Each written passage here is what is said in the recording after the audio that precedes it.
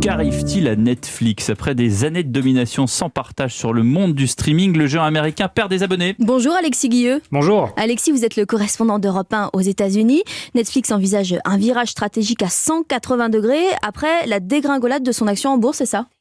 Oui, 50 milliards de dollars de capitalisation boursière partie en fumée. C'est la pire journée de l'histoire de Netflix, pionnière du streaming, tout simplement car pour la première fois en 10 ans, la plateforme a perdu des abonnés, 200 000 environ.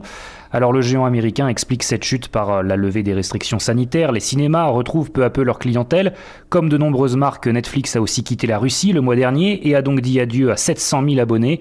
Sans oublier la concurrence accrue de ces dernières années, Disney et Apple se sont installés solidement dans le paysage du streaming. C'est pour cela que Netflix envisage de faire payer davantage ses utilisateurs qui partagent leurs comptes. Reed Hastings est le cofondateur de l'entreprise. Nous travaillons sur la manière de rentabiliser le partage de mots de passe. Lorsque nous étions en pleine croissance, ce n'était pas notre priorité absolue. Plus de 100 millions de foyers regardent Netflix sans rien dépenser. Il faut faire en sorte qu'ils payent au moins en partie pour ce service. Autre piste mise sur la table, un abonnement un peu moins cher mais qui serait soumis à de la publicité. Netflix cherche la parade alors que les prévisions tablent sur une nouvelle perte d'abonnés au deuxième trimestre. Alexis Guilleux, correspondant d'Europe 1 à New York.